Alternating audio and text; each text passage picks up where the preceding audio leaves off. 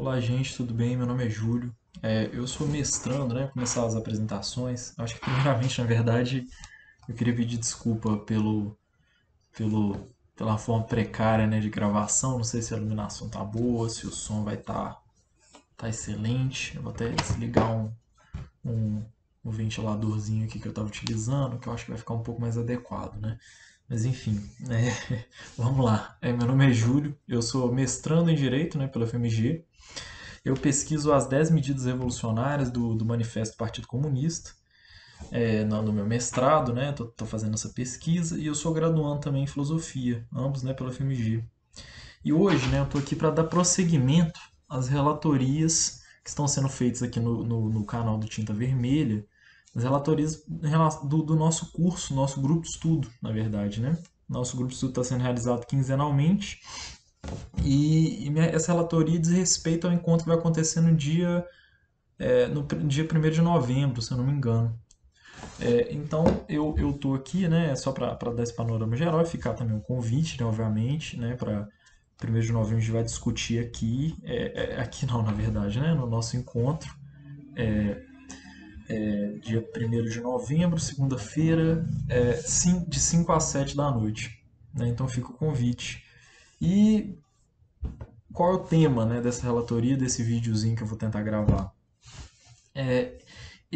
O tema ele parte, né, já da metade do capítulo 1 do Capital, necessariamente, especificamente ali da questão da forma equivalente, e vai até o capítulo 2 até o final do capítulo 2. Então é basicamente esse o contexto, né, esse o pedaço da obra, né, do Capital que eu vou tentar abarcar aqui.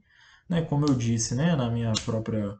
Não é um tema específico meu de pesquisa, né, no mestrado. Eu vou tentar fazer o meu melhor aqui, né? Vou tentar ser o mais útil possível para vocês. Já peço desculpa por qualquer tipo de equívoco. E qualquer tipo de equívoco aqui na minha exposição eu vou tentar consertar, né, na edição, colocar uma legenda embaixo, enfim. Então, um panorama geral, né? Vamos tentar avançar um pouco nisso. Um panorama geral do que foi feito até agora, né? Eu estou dando continuidade à relatoria feita pelo Lucas, que está aqui no canal também. Então, o que, que é essa. A forma equivalente, né, que é de onde a gente vai começar a exposição, ela é uma das componentes, né, que o Marx coloca no Capital, da forma de valor simples. Né? Então, e nesse capítulo, né, no capítulo 1, Marx ele expõe 4 formas de valor, né, por assim dizer, né, que é a forma simples, a desdobrada, a forma de valor universal e a forma de dinheiro. Né? A gente vai entender que essa divisão não é tão estanque, né, como está aparecendo aqui inicialmente, mas eu acho que é bom para dar um panorama, né, de onde a gente está partindo. Então a gente ainda está aqui na questão da forma simples, né? O Lucas já falou sobre a forma relativa, a gente já discutiu a forma relativa em relação especificamente até a forma relativa ali no nosso encontro, né, específico. Então a gente começa daí, né? Por que essa exposição, né? Por que o Marx trata, né, retrata essas formas? Porque o Marx ele tem o intuito de provar a gênese da forma de dinheiro. Né? Então é por isso, né, que ele expõe, né, essas formas que nós vamos ver aqui, né, justamente para chegar nessa gênese, né, da forma de dinheiro. E ao final do capítulo ele expõe sobre o caráter fetichista das mercadorias. Né? E a gente vai ver que esses pontos eles estão bastante interligados nessa questão das formas, do caráter fetichista. Enfim, né, vamos avançar um pouco mais e ir direto ao ponto. A forma equivalente. Né? Segundo o próprio Marx, a forma equivalente de uma mercadoria, né, é a forma. Né? Outra coisa que eu acho que é importante salientar, né? Vou interromper aqui rapidinho, é que a gente vai tentar colocar citações aqui embaixo, né? As que o que eu for dando aqui, citações literais do Marx, né? Mas enfim, a forma equivalente, segundo Marx, é a forma da de uma mercadoria, né? A forma equivalente de uma mercadoria é a forma de sua permutabilidade direta com outra mercadoria, né? Então a gente vai ilustrar com exemplo, né? Brasa de linha igual a casaco, né? Brasa de linha igual a casaco. Né? Tal equação de valor, né? Essa equação de valor colocada, ela ainda não contém a quantidade, né, de mercadorias a serem trocadas, né? O que eu estou tentando falar aqui, né, é o seguinte, que essa equação ela afirma meramente que o linho é permutável com o casaco, que o casaco ele é equivalente do linho, né? Justamente o casaco nessa equação, inicialmente, ele tem essa forma de equivalente. Quando a questão de grandeza é inserida, né? Ou seja, por exemplo, 40, né, brasas de linho igual a dois casacos. Né? A questão já demonstra ali que a grandeza do valor, né, que a grandeza de valor contida em 40 brasas de linho pode ser expressa em dois casacos.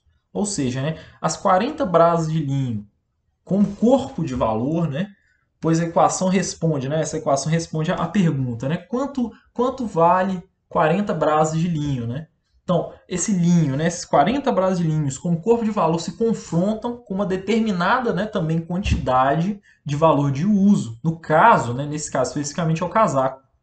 Né? E é justamente essa equação, ela já apresenta ali o que o Marx, né, chama de três peculiaridades dessa forma equivalente, né, dessa forma, enfim.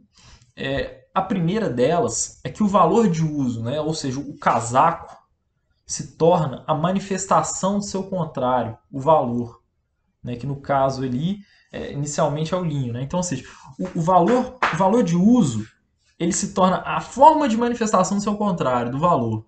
Né? O valor de uso da forma equivalente, que inicialmente, né, que nesse exemplo é o casaco, nesse caso, o valor de uso do casaco é expressar a forma relativa, a forma, o valor, né, o valor de uso, né, do casaco, nesse caso, expressar o valor da forma relativa. Né? Então, ou seja, o casaco ele aparece nessa equação com o valor de uso, né, de expressar o valor contido, né, nessa determinada quantidade de linho. Né? E nesse sentido, as propriedades naturais, né, que fazem do casaco ser um valor de uso, né, utilizar o casaco, por exemplo, para se proteger do frio, né, essas propriedades naturais, né, entre aspas, né, do casaco, elas aqui são apagadas, né, porque o casaco, justamente o casaco, né, o valor de uso do casaco, ele é expressar o valor de outra mercadoria. Né?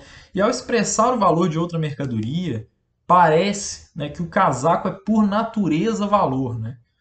Ou seja, né, o valor ele parece ser uma qualidade natural. Né? E o Marx exemplifica isso, né, com a questão do ferro e do pão de açúcar. No exemplo dado pelo Marx, né, as propriedades naturais do ferro, né, do pão de açúcar, né, elas consideradas por si mesmas, né, ou seja, o ferro e o pão de açúcar, nada se diferem ali para saber qual deveria expressar o peso uma da outra. Né? Mas por questões convencionais, né, o ferro ele é colocado para medir o pão de açúcar, como esse padrão, essa forma equivalente do pão de açúcar, né? Em relação a essa forma equivalente do pão de açúcar, que expressa o quê? Né? O que permite que o ferro e o pão de açúcar sejam comparados nessa balança? É justamente uma coisa que eles têm que ter em comum, que é o peso. Né? Ou seja, quando o mesmo peso de ferro e o mesmo peso de pão de açúcar são colocados na balança, esses dois são equiparados. Né? E o que é equiparado nesses dois? Justamente o peso. Só que é o seguinte, né? O ferro aqui, né? Ele visa expressar, né? Algo que ele tem em comum com o pão de açúcar e ele visa expressar isso, né? Que é justamente o peso. Só que é o seguinte, esse peso é uma qualidade natural desses dois, né? Desses dois produtos. Mas no caso, né, na analogia, né, que o ferro, ele analogamente, ele com o exemplo do Marx, ele é o casaco, né, e o pão de açúcar é o linho, o peso, ele é natural. Só que o valor, né, o valor não é uma qualidade natural, né, nem do casaco, nem do linho, né, e é justamente isso que vai se dobrando. Ou seja, né, ainda no exemplo, para tentar deixar claro, que eu acho que é bastante importante, né, para frisar isso.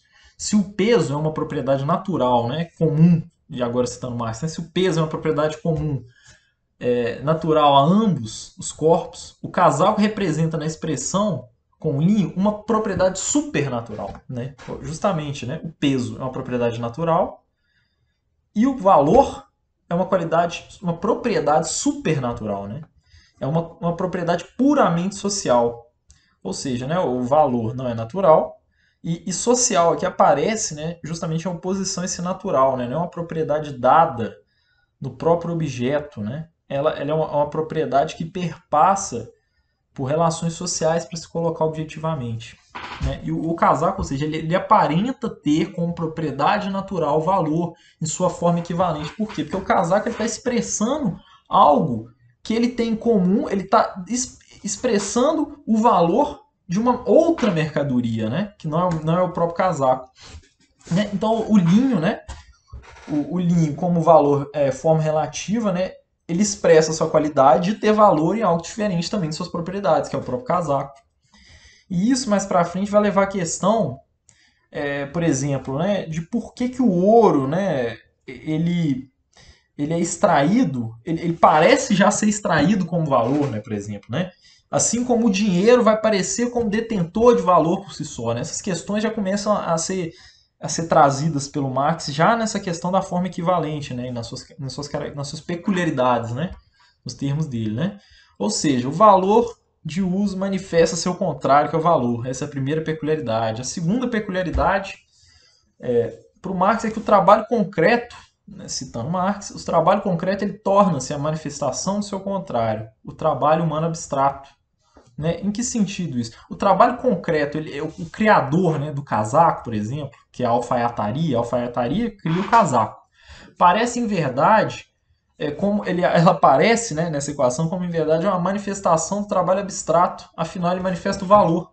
Né? Ou seja, esse trabalho concreto que cria um valor de uso, né, o casaco, ele aparece, na verdade, como expressando o valor, né, essa qualidade comum em ambas as mercadorias, né, que tem como sua substância, né, justamente, né, essa qualidade comum, tem essa substância que está sendo, né, manifesta, né, no casaco, essa qualidade comum que é o valor, que tem como sua substância o trabalho abstrato e é medido pelo tempo de trabalho socialmente necessário. Né?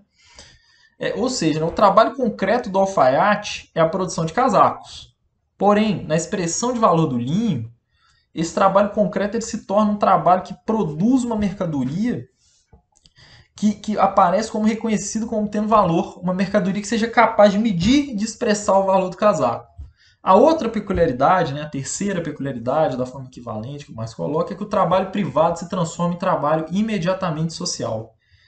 Embora, né, o trabalho privado, isso é uma questão que é interessante que o Marx começa a esmiuçar realmente, né, algumas características bastante importantes do modo de produção capitalista. Embora o trabalho que produz o casaco seja privado, como todo trabalho na sociedade capitalista, privado no sentido que não é regulado, né? O trabalho ele é realizado, né? A produção ela não é regulada, né? E ela só se torna, o que é produzido só se torna social, como a gente vai ver a seguir, né? Com um pouco mais de calma. O que é produzido ele só se torna social quando quando esse trabalho que é produzido ele aparece como um trabalho imediatamente social quando ele equivale com outra mercadoria, né? No própria troca. Né? Então é na troca que o que é produzido se torna social. Né? Ou seja, né? O trabalho do tecelão, no caso, né? O trabalho do tecelão que produz o linho, ele ganha forma social apenas e unicamente, né? Quando ele é confrontado, né, com o casaco, ou seja, o trabalho privado, né, do produtor de linho e também o trabalho privado, né, do produtor de casaco, mas especificamente aqui tentando analisar da própria forma relativa, né, dessa perspectiva, ela só ganha uma forma social quando é confrontada com o casaco. Né, pois o linho ele ganha sua forma social só quando ele é confrontado com o equivalente, que esse equivalente é capaz de expressar o que há de em comum, há de comum, né, nessas duas mercadorias. E com isso, né, a partir, né, dessa explicitação da forma simples, o Marx chega à forma desdobrada, que nada mais é, né, do que o linho, né, vou tentar colocar aqui embaixo, o linho se expressando, né, expressando seu valor, expressando a sua substância, né, que, possuindo valor, em várias outras mercadorias. E nessa, né, nesse momento que o segundo Marx, que o valor aparece verdadeiramente como a massa amorfa de trabalho humano indiferenciado. Né? É nesse momento, nessa forma desdobrada, em que o linho ele se expressa em diversas outras mercadorias. Né? E é nesse momento que o linho, né, que o linho se expressa em outras mercadorias, né, como seus equivalentes, É nesse momento que fica evidente que não é a troca que regula as grandezas, né, em que medida os valores são trocados, né, mas é a grandeza de valor que regula, a grandeza de valor que a mercadoria possui que regula a relação de troca.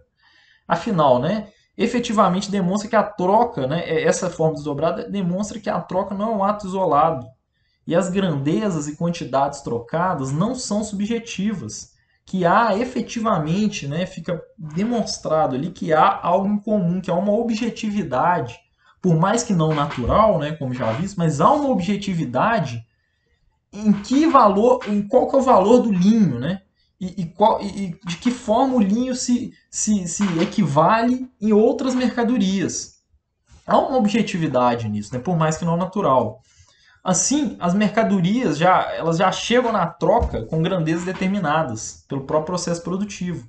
É interessante, porque a gente começa a perceber que o valor, né, a gente continua a perceber, na verdade, né, que o valor ele não é produzido, por assim dizer, na troca, né, mas sim no próprio processo produtivo. Né? Então, as mercadorias elas já chegam na troca com a grandeza determinada, com o trabalho abstrato já tendo sido cristalizado na própria produção. E essa grandeza que regula a troca. Não a questão da volitiva, né, de vontade dos sujeitos. Não são os sujeitos, né, que determinam o valor das coisas, né, mas é a própria produção dessas coisas.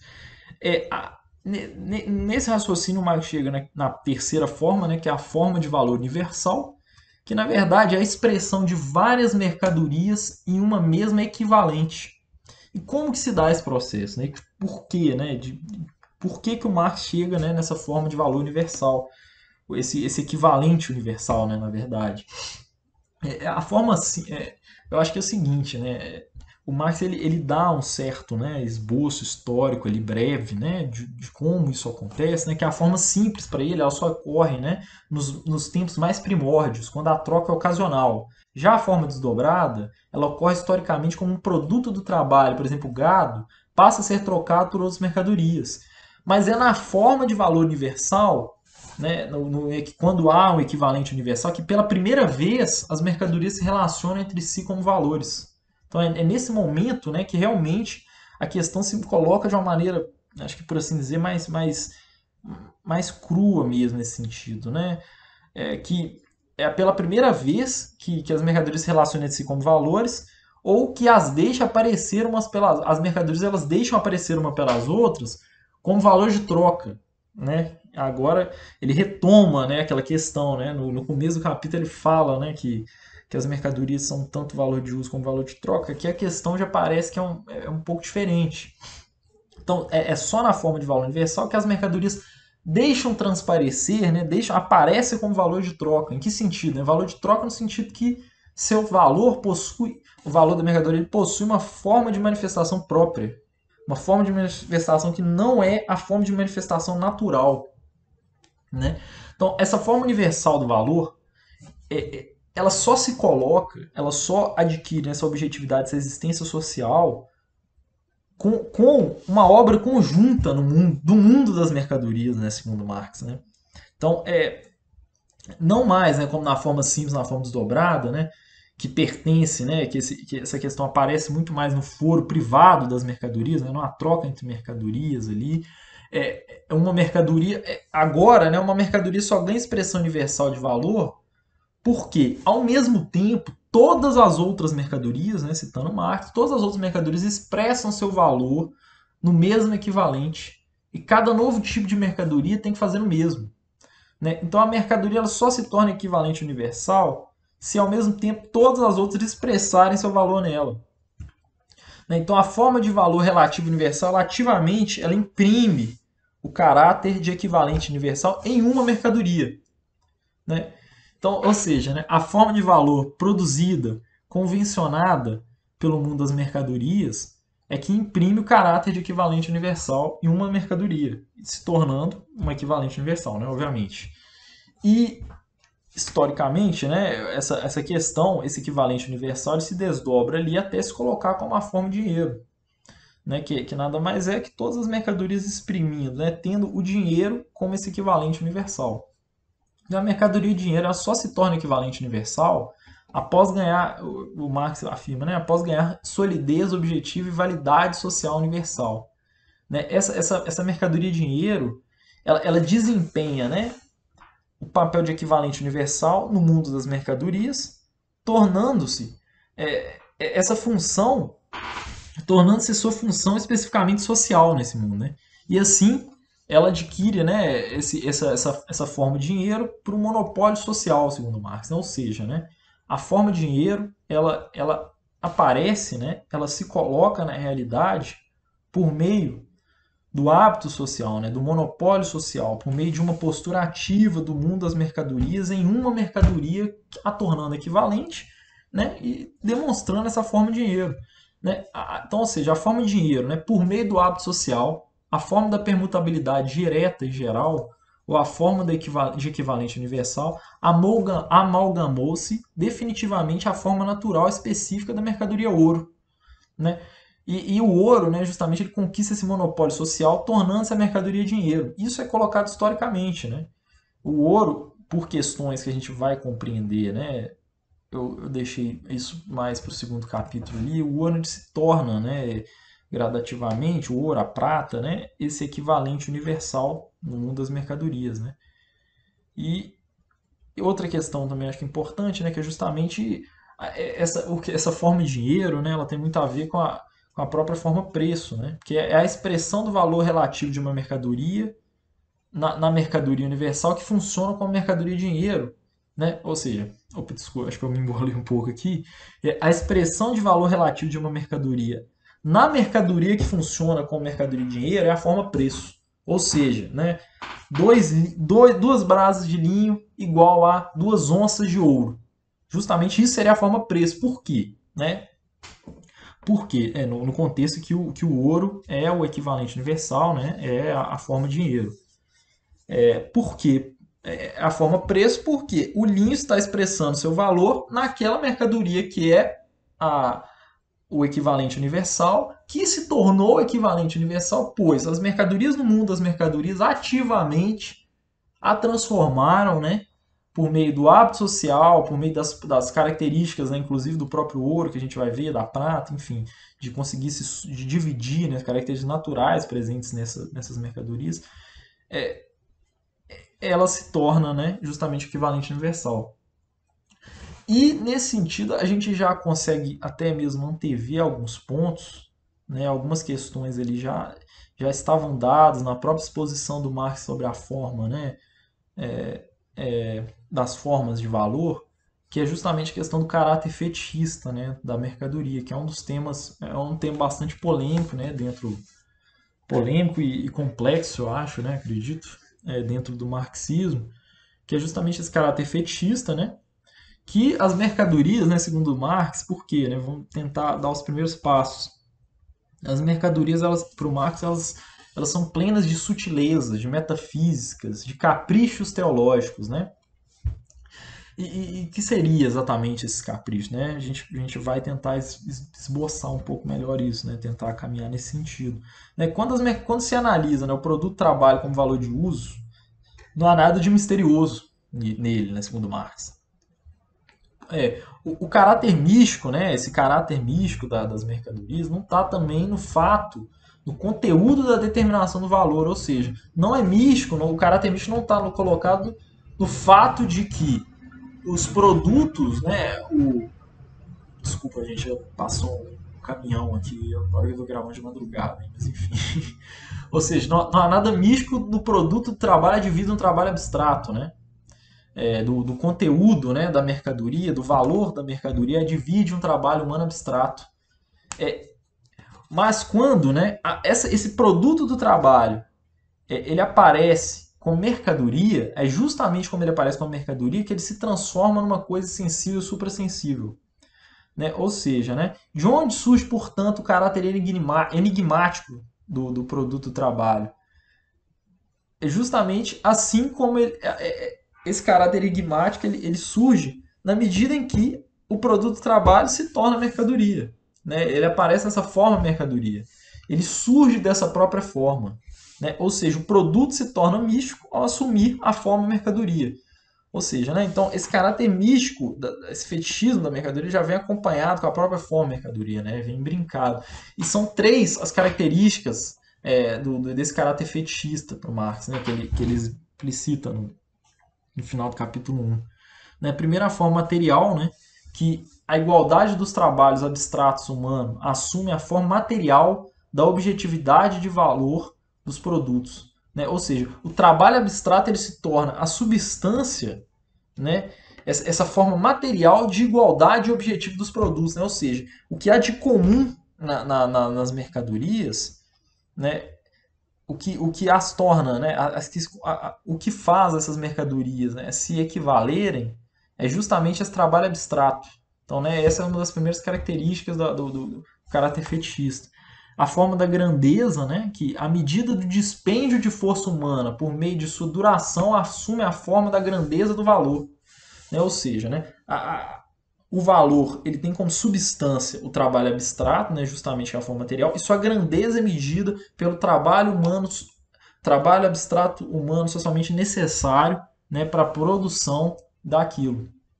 Né? Ou seja, essa forma material, a forma da grandeza e, por último, a forma das relações sociais. E é justamente em decorrência dessas questões que as relações entre os produtores, nas quais, né, se efetivaram aquelas determinações sociais de trabalho, né, assume uma forma de uma relação social entre mercadorias, né, que o Marx chama de relações reificadas. Né.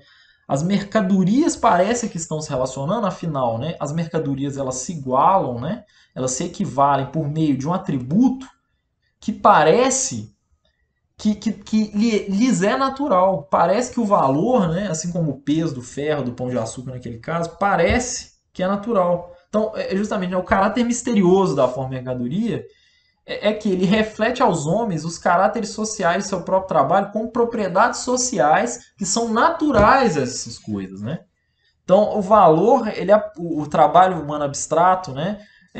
Que enquanto uma forma material, né? E a própria grandeza, né? Do valor que é mensurada, né? Pelo trabalho abstrato, né? Socialmente necessário, elas elas refletem aos homens como se fossem propriedades naturais desses produtos, né? Então, o trabalho humano ele aparece como a qualidade das próprias mercadorias. Né? E a própria relação entre homens, justamente por esse caráter fantasmagórico em que as mercadorias aparecem, elas tomam, né, a forma fantasmagórica, né, segundo Marx, de uma relação entre coisas. Né?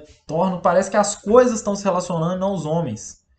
Né? Então, as formas das mercadorias aparecem como formas naturais da vida social. E é justamente nisso, né, que o Marx coloca, né, aquela questão do que o cristianismo, né, com seu culto do homem abstrato, é a forma de religião mais apropriada. Então é nesse sentido, né? E, então, assim, já começamos a ver também que há uma analogia, né, bastante grande, né, entre esse próprio caráter fetichista com aspectos religiosos ali, né? Esse caráter demiúrgico que a mercadoria toma diante do próprio homem, né? Então, as mercadorias, segundo Marx, elas passam a ganhar vida própria, né? Justamente por parecer que elas têm o trabalho humano abstrato ali como uma qualidade natural, que lhes é natural, né? Então as mercadorias parecem ganhar vida própria, né? Como figuras independentes que travam relações umas com as outras e com os homens. Né? Assim, as mercadorias se apresentam no mundo das mercadorias. É, é, quer dizer, é assim que se apresenta, né, no mundo esse caráter de fetichismo. Né? E que, segundo Marx, é muito interessante também frisar, né, colocar que esse caráter, né, esse fetichismo, ele se cola aos produtos do trabalho tão logo eles são produzidos como mercadorias. Né? E por isso é inseparável da produção de mercadorias, né? As palavras do Marx. Né? Então, ou seja, o fetichismo, né, esse caráter de que as mercadorias parecem ter como qualidades naturais o trabalho humano abstrato, né? O trabalho humano, ela se cola na produção. Né? Ou seja, né, não, assim, enfim, a troca nesse caso, né, ela não o momento, né, por assim dizer, que cria esse caráter fetichista, né? Por mais que, né, o Marx deixa bastante claro, né, que quando a troca ela ganha o alcance e a importância suficientes, né, com a expansão da própria troca de mercadoria, a troca ela influencia diretamente na própria produção, né? O caráter do valor das coisas já é considerado na própria produção na medida em que a troca se expande, né? Ou seja, o produto ele já é feito para troca, né, por assim dizer, né? Então, ou seja, outra coisa bastante interessante, né, e até mesmo em relação a essa expansão da troca, né, é que o valor ele adquire esse controle, né, ele controla a divisão social do trabalho, ele se impõe, né, o valor ele se impõe como um elo natural espontâneo, não só nas próprias mercadorias, né, ou seja, o valor ele não se torna uma substância não só como natural e espontânea das próprias mercadorias, reflete isso aos homens, né, justamente o caráter fetichista, como também ele se impõe na própria divisão social do trabalho. O valor ele controla a divisão social do trabalho, não os próprios homens. Então ele retira dos homens, né, diretamente o controle da produção. Né? E é justamente por isso que o capitalismo, né, ele se coloca sem uma regulação, né, entre aspas, né, sem um controle humano, né, sem um controle humano. Né? Então a regulação das grandezas do valor não depende, né, justamente, né, a regulação tanto da grandeza como da própria visão social do trabalho, como da própria produção, ela não depende da vontade humana. Né? Então a vontade, né, por mais bem intencionada que se coloque, né, ela não é capaz de regular a grandeza do valor nem a própria divisão social do trabalho. Né? Então a regulação das grandezas do valor não depende da vontade, da previsão e da ação daqueles que realizam a troca, né, também. Né? Então, ou seja, o homem ele e é por isso, né, pela vontade não ser um elemento preponderante na troca de mercadorias, que parece que as mercadorias elas estão se trocando umas com as outras, né? E como a gente vai ver no capítulo 2, parece que os homens são meros guardiões dessas mercadorias, né? Meros portadores de mercadoria. Então, assim, as coisas, né, controlam os homens, não os homens controlam as coisas. Né? O tempo de trabalho, quando a produção de mercadorias está plenamente desenvolvida, se impõe, né? Justamente o tempo de trabalho, o valor se impõe como um elo natural e espontâneo. E esse caráter, né, o Marx afirma, né, que esse caráter fetichista só desaparece quando o controle é retomado pelo trabalho. E, enfim, eu acho que vou tentar já, queria falar um pouco mais disso, mas eu acho que pelo tempo aqui que eu acabei de conferir vai ficar um pouco pesado, né? Eu vou tentar falar brevemente, inclusive, do capítulo 2 aqui. Eu acho que deu para dar um panorama geral do capítulo 1, né? Espero, né? Enfim. E vou tentar falar brevemente aqui, porque já até estourei o tempo que eu tinha previsto, do capítulo 2, que é justamente onde o Marx adentra, né, nesse processo de troca de mercadoria, né? Ele dá, por assim dizer, um passo ali em direção à concretude, né? E o Marx afirma, né, pressupondo essa discussão do capítulo 1, né, e coisas que eu acho que inclusive que eu já tratei de certa maneira aqui. Então o Marx ele afirma, né, que as mercadorias não podem ir por si mesmas ao mercado, né?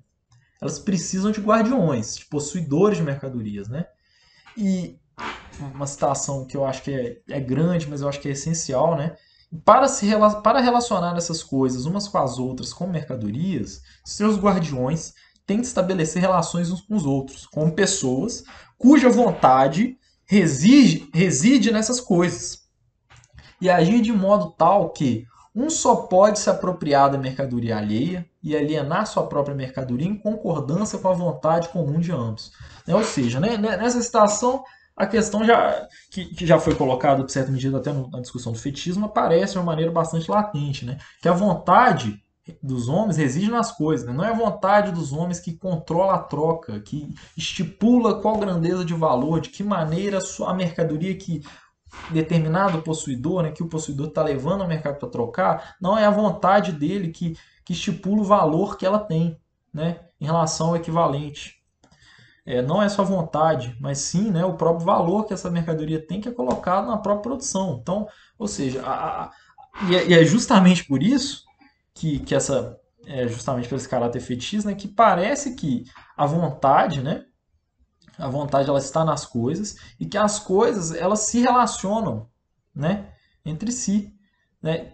Então, ou seja, né, continuando a citação, né, essa relação jurídica, cuja forma é o contrato, ou seja, essa relação, né, de troca de mercadorias, seja ela legalmente desenvolvida ou não, é uma relação volitiva, na qual se reflete a relação econômica. O Marx destaca, né, que na troca de mercadorias, né, é necessário que o, o possuidor, na verdade, o guardião da mercadoria, que a leva ao mercado, ele almeja trocar essa mercadoria, né? Trocar a mercadoria que ele leva ao mercado por uma mercadoria que lhe seja útil. E justamente, ele leva a mercadoria que não lhe é útil imediatamente para adquirir uma que lhe é útil imediatamente. Essa mercadoria que ele leva ao mercado para trocar, que não lhe é útil imediatamente, ela funciona, né? Ela aparece como um mero suporte, né, de valor de troca. Né? E é justamente nessa questão, nesse caráter, né, que a pessoa ela troca visando um valor de uso e ao mesmo tempo que ela visa um valor de uso, né, que lhe seja útil, ela visa também realizar a sua mercadoria como valor. E esse caráter, né, essa oposição, ela colocada historicamente entre valor de uso e valor de troca, ela engendra historicamente a própria questão do equivalente universal. É nesse movimento, né, colocado da troca, nessa oposição entre valor de uso e valor de troca, que se coloca essa objetividade social, né, essa efetividade social, numa mercadoria equivalente universal. Então, ou seja, o Marx ele dá por assim dizer, ele dá um passo ali no concreto, ali, né, em direção às questões mais concretas. Inicialmente, né, por mais que essa oposição entre valor e valor de uso engendre a equivalente universal, inicialmente o Marx até admite, né, que há um caráter, né, por assim dizer, acidental, né, em qual mercadoria é colocada, né, como equivalente universal. Né? O Marx ele destaca, por exemplo, dois exemplos, né, que um deles é o que geralmente é a mercadoria que se coloca como equivalente universal, aquela que é um dos artigos mais importantes vindo do estrangeiro, e no outro seria, né, o objeto de uso principal da propriedade doméstica alienável, como por exemplo o gado. Né? Então, com isso, né, a forma de dinheiro ela se encarna em mercadorias que, por natureza, prestam-se à função social de equivalente universal.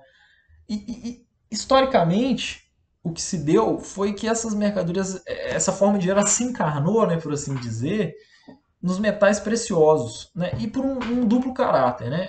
A primeira coisa é o seguinte: os metais preciosos, né, por quê? Né? Eles, primeiro, né, obviamente, pelo esse caráter ativo, né, que inicialmente começa com aspectos até acidentais, mas existem elementos nos próprios metais preciosos que fazem com que eles sejam equivalentes universais adequados, por assim dizer. Né?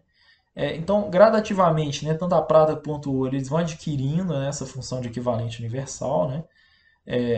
Inclusive, né, como eu estava falando, né, as propriedades físicas do ouro e do metal, né, da prata, é possível reparti-los, né? Afinal, né, o que a gente está falando, a grandeza e o valor elas se comparam, né? Assim como o peso, né? Numa balança, né? É necessário que haja uma repartição física mesmo, né? Para representar, né? Para expressar o valor dessas outras mercadorias, né? E por mais que o ouro e a prata, né, tenham uma função habitual, né, por exemplo, né, o Marx até cita a questão do dente, né, o ouro e a prata eles funcionam como preenchedores de obturação, né, assim, enfim, no seu processo. Se tiver algum dentista aí, até me desculpe, mas enfim, como substitutores até mesmo do dente, né, eles têm uma função, né, o ouro e a prata eles têm função social. Só que eles se colocam historicamente nessa função social habitual, né, eles se colocam como equivalentes universais. Então essa passa a ser, né, a função primordial, né, uma função específica, como Marx afirma. Né? E essa função, esse valor do ouro e da prata, né, essa função específica, ela se coloca tendo em vista que o ouro e a prata também, né, justamente, são mercadorias que têm um valor determinado pelo tempo de trabalho requerido para a sua produção. Né? Então é o seguinte, né, esse aspecto, né, dúplice ali, né, da equivalente universal, especificamente do ouro e da prata, faz com que é o processo de troca, né? Esse que é interessante, né? Não são o ouro e a prata, eles naturalmente, por mais que eles tenham elementos, né, que os favoreçam, né, a se tornar esse equivalente universal, é o próprio processo de troca que transforma o dinheiro, né, ou seja, o ouro e a prata, essa função de valor específica, né, que fazem com que essa mercadoria, além, né, de ter suas funções, né, de, por exemplo, o ouro substitui o dente, a prata também, ou sei lá, uma joia, né, eles têm essa função habitual, eles adquirem essa função específica de ser equivalente universal por meio do processo de troca. Né? Então, tem esse cara. Não, elas não são, né, obviamente, naturalmente dinheiro. Né? Eu acho que é basicamente isso.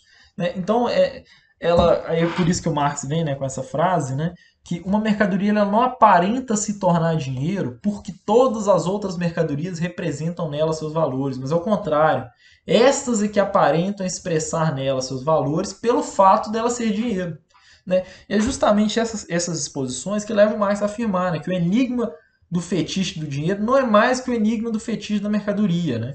Então ele expõe, né, esse capítulo 2 para tentar demonstrar, né, justamente que esse enigma do fetiche do dinheiro ele nada mais é do que o fetiche da mercadoria, que ele já tinha colocado no capítulo 1. Né? Então, eu acho que o vídeo, né, a relatoria já está bastante longo. Tinha mais algumas coisas para falar, mas vou encerrando por aqui, até em respeito, né, a vocês, assim, ficar vendo coisas, já todo mundo aí cansado de... Né, todo mundo não, né, mas enfim, algumas pessoas já bem desgastadas com a questão da EAD, muita videoaula para assistir, mas enfim, eu vou ficando por aqui então. Sinceramente, eu espero que eu tenha sido útil aí para alguém, né, que tenha conseguido facilitar alguma coisa dos capítulos para vocês, e qualquer dúvida que eu puder responder, né, que nós, né, do Tinta Vermelha puder responder, coloquem nos comentários, a gente analisa depois e responde o que for possível. E é isso. Nos vemos, né, semana que vem, segunda-feira. E é isso. Muito obrigado aí por terem ouvido, quem chegou até aqui. Valeu!